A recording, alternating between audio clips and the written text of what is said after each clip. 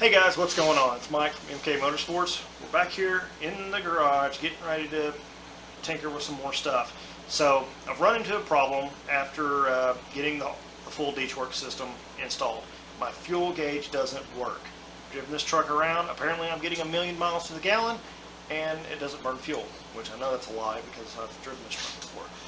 So we are going to delve into some of the wiring, double checking some of the stuff that I've done, because I did have to change so much stuff on this truck with the D-Work fuel systems. So we're going to check it all out and see what we can come up with, and hopefully we don't end up having to pull the bed on this thing to pull the module out. So y'all guys, stick around. Alright, so we're in the truck, we're fixing to run to the gas station, get some fuel, and see what this thing's going to end up doing. Like I said, right now it's showing the gauge is completely full, so it may or may not be full. I doubt it. I doubt this thing gets that kind of gas mileage. So we're going to run, splash some fuel in it, and we'll go from there.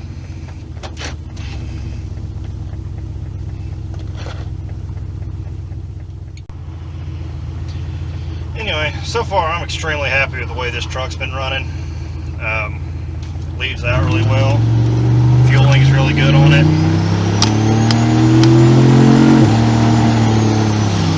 Ride is a whole lot smoother with the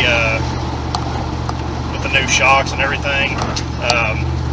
It still tries to bottom out a little bit. I'm not 100% sure what I want to do on the suspension and stuff, but other than that, I mean, I couldn't have been happier with this.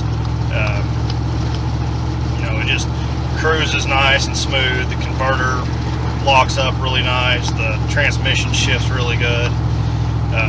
So, I mean, other than that, you know, couldn't be happier with it. But like I said, there's a few small things that I'm going to have to do to fix it. The AC is kind of hit and miss, so I'm going to revamp that entire system and go from there. But I do plan on doing a streetcar takeover in November here in Oklahoma. So we'll see what comes of that and go from there. So I put 5.7 gallons of fuel in this thing. My gas gauge is still sitting at the exact same spot. So I know that I've probably got some wires crossed. So anyway, I pretty much have no idea how much fuel is in this truck. So it's good that I didn't get left somewhere. But anyway, so we'll get it back to the garage and I'll show you what I'm going to end up doing. Okay, so took the truck for a spin, went verified that it did need fuel, so I put like 5.5 gallons of fuel in it, and so I didn't fill it all the way up because I needed to have some empty space in there to verify that that this is all going to work right. So here's what we're going to do. Instead of pulling the bed off and everything that it takes to pull the bed off, now that I put the surge tank in there, we're going to just kind of reach up there, fish around, and try to get the harness disconnected. We're going to repin the harness. You know, a lot of you are like, why don't you just repin it at the ECM? Well, unfortunately, I thought about that, but I went and looked at the wiring harness. The low reference that comes off of the fuel sending unit, it also ties into the coolant temp sensor. At least that one I know. I didn't look any further after I saw that it had one hook up there. I was like, nah, we're just going to go this. So here's what we're going to do. Here's your basic fuel pump module connector, 4-pin setup. This is just some generic one I had with a fuel pump I had laying around, but this is exactly what you'll have on the end of your truck. D-Works did send one with their new module, and that is actually what I put in, and I think maybe I just got the low reference and the signal wire crossed. This was kind of a cobbled up original fuel system anyway. So here's what we're going to end up doing. I'll show you how to tear this connector apart and go from there. So you have a front clip that holds the pins in place and locks them in place, and then in the back you have a little gray connector right here that just snaps in place and keeps everything in place. All you really need is just like a thin pocket screwdriver. So what we're going to do, we're going to pop this back one off. There's a tab on each side, pretty simple, comes off just like that, throw it across the room. The next one is this front gray connector.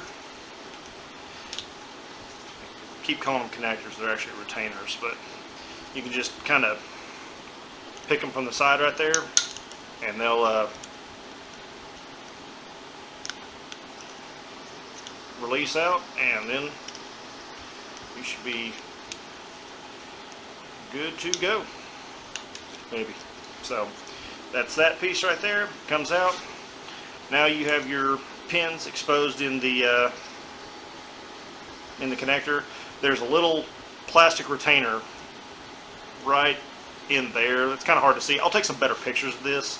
But anyway, what you end up doing is lift the little plastic keeper.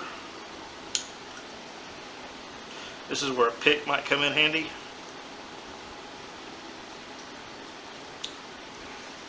I'm going to fight this thing. I was doing it perfect earlier. And then once you get it kind of broke loose, pin comes out just like that. So I'll, like I said, I'll get some better pictures of that. But as you can see, you know, there's the empty cavity right there, and I'll take some close-ups for the connector. But anyway, so do both of those, one on each side, since I've already chased down the wiring. And then to put them back in, you just snap it back in place. Boom, you're done. Little gray connector piece. Drops in, and the one that I threw across the room, magic. Done. Connectors all back together. So anyway, I'm going to crawl underneath the truck and knock that out. That's pretty much what I'm going to end up doing on this. Where this is at, there's no room to get a camera in there or anything, so I figured I'd just show you outside of the truck. It'd be easier. So anyway, stick around. I'll let you know what the results are. Okay, so I've got it all swapped around underneath, but here's something I have discovered, and I need to bring this to your attention. So a lot of aftermarket pumps for the Silverados and everything, they come with this style of a pass-through connector for your electrical wiring on the fuel pumps. Two wires go to the fuel pump, positive and negative. Two wires go to the fuel sending unit. Well, if you look at your factory GM wiring, and you look at your connector pigtail, it will tell you that this right here, your outside number D, is going to be your low voltage reference, which is basically the ground to the ECM. And your number A is going to be your signal wire, which tells your ECM this is what level I'm at. And your two inside ones, pin number B, which is going to be a gray wire, is going to be your fuel pump positive voltage, and the one right next to it is going to be your ground. So most of these aftermarket pumps, they have all this stuff flip-flop. Your fuel pump voltage in and ground are going to be on the outside, and your sending unit wires are going to be on the inside of the connector. This connector, I mean, you'll see it, this is kind of fused into the Deechwork style pump. I took a look at it while I was underneath there, looked at the wiring, I was like, okay, so I need to go back and check and give everybody a heads up. So these two smaller ports right here, those are your fuel pump power wire and ground wire. The two smaller pins up here on the top are your sending unit voltages, or your sending unit signal and reference. Now, the way these work, you know, you can take an ohm meter and ohm out between, you know, point A and point B and figure out which one goes to which. But your outside ones on these style connectors go to your smaller or your larger terminals right there. So anyway, just be aware of that when you're changing out fuel pump modules or fuel pump assemblies. You know, luckily for me, the Deechworks pigtail came with a red and a black, so I was like, that's got to be battery voltage and ground for the fuel pump. So didn't think anything of it. But if you get something like these, you know, aftermarket, non-brand, whatever, they just come with this wiring harness, and you don't know what wire goes to what. So do your homework and check on these things right here, because if you see this style of connector, there will be two connectors just right up next to each other. On this, they're going to be flip-flopped from the OEM spec. So anyway, just a heads up on that. So I put too much fuel in the truck. I still have a full tank of fuel. So I guess that means I get to go drive it around a while and see if the fuel gauge moves. So anyway, I'll let you know. Stick around.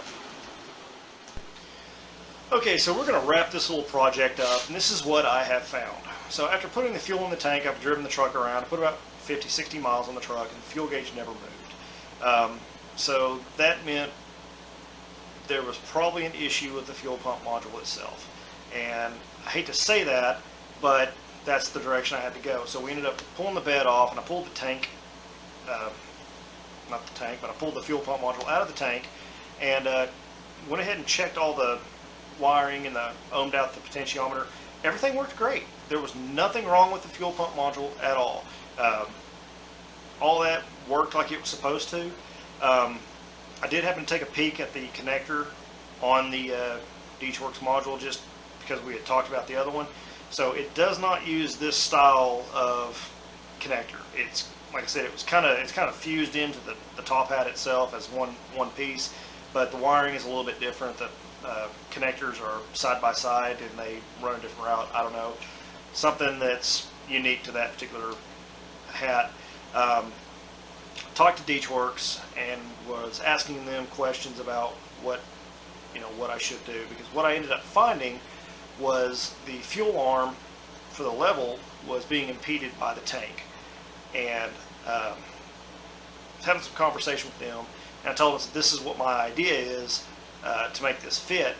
So here's the rub on this. So this fuel pump module is made for like a 05 to like 11 or 12, I guess. I'm not sure on the years, but this is an 04 Silverado, but it takes this style of pump. So I don't know if they've changed the tanks or something like that to where maybe where the bucket goes in at, it sits a little different. I don't know, but for whatever reason, what I ended up having to do was pull everything apart, pull the hat and the bucket apart from each other, reclock it, put it all back together, and then I dropped it back in there, and then all of a sudden I have full range of motion with the arm.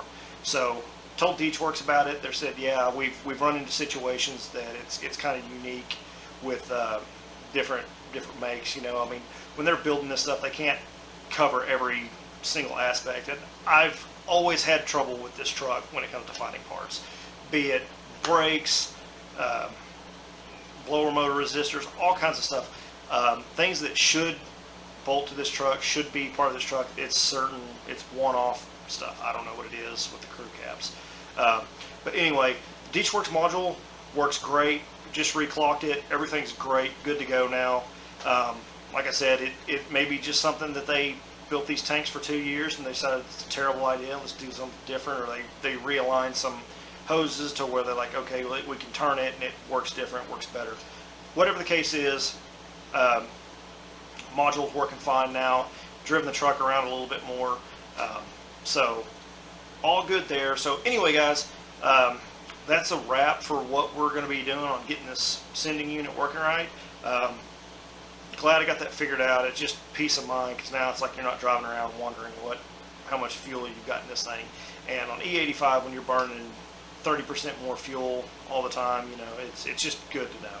So anyway, if you like what you're seeing, hit subscribe.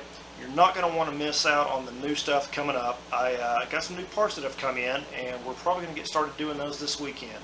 So also hit up the comments, you crew cab guys. Hit up the comments. Let me know if some parts that y'all have purchased that are not quite for that truck but fit that truck just perfectly. Little issues that you may have run into trying to do, like fuel pumps, brakes, whatever. I'm just kind of curious to see if it's all crew cabs in this 03, 04 range, or if it's just maybe my truck's just this end of week freak. So anyway, guys, subscribe, give me a thumbs up, and stick around for the next content, and we'll catch you on the next upload. Have a good one, guys.